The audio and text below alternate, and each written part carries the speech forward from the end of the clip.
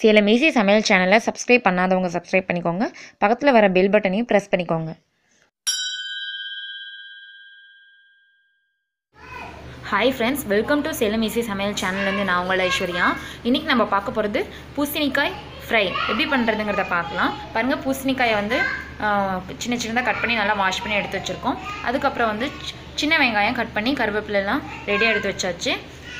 தேவைக்கேற்ப மிளகாய்த்தூள், அதுக்கப்புறம் வந்து கொஞ்சமாக கொத்தமல்லி எடுத்து வச்சுருக்கோம். தாளிக்க கடுகு, தேவையான அளவு உப்பு ரெடியாக இருக்குது. வாங்க எப்படி செய்கிறதுன்ற பார்க்கலாம். ஸ்டவ் ஆன் பண்ணிவிட்டு பாத்திரத்தை எடுத்து வச்சுக்கோங்க. எண்ணெய் ஊற்றிக்கோங்க. எண்ணெய் நல்லா காஞ்சதுமே கடுகு போட்டுக்கலாம். கடுகு நல்லா பொரிஞ்சு வந்துருச்சு. இப்போ கட் பண்ணி வச்சுருக்க வெங்காயத்தை போட்டுக்கலாம். கருவேப்பிலை, வெங்காயம் நல்லா வணங்கட்டும். வெங்காயம் நல்லா வணங்கிடுச்சு. இப்போ நம்ம பூசணிக்காய் கட் பண்ணி வச்சுக்கிறத போட்டுக்கலாம். சிறிதளவு மஞ்சள் தூள் போட்டுக்கலாம். தேவைக்கேற்ப உப்பு நல்லா வணக்கிக்கோங்க.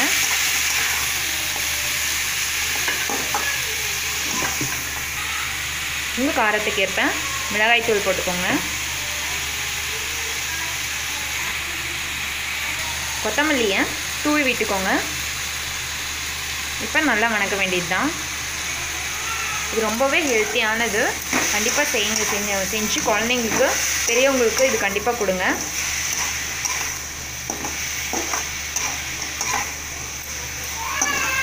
ஃப்ரெண்ட்ஸ், தண்ணி வந்து நிறைய ஊற்றிட வேணாம். இதுக்கு கொஞ்சம் கூட தண்ணியே இதில் வந்து ஆட் பண்ணக்கூடாது. அனலை வந்து கம்மி பண்ணிவிட்டு சிம்மில் வச்சுட்டு அப்படியே வணக்கி விட்டுட்டே இருக்க வேண்டியது தான். நல்லா வெந்துடும். தண்ணியே கொஞ்சம் கூட ஆட் பண்ணாமல் இது செய்கிறது தான். அப்போ தான் ரொம்ப ருசியாக இருக்கும். இப்படி வணக்கி விட்டுட்டே வாங்க. தண்ணி கொஞ்சம் கூட ஊற்றிக்காதீங்க. வெந்ததுமே இறக்கிட வேண்டியது தான். நொடியில் ரெடி ஆயிரும். ரொம்ப ஹெல்த்தியான பொரியல். கண்டிப்பாக செஞ்சு பாருங்கள். தேங்க்யூ.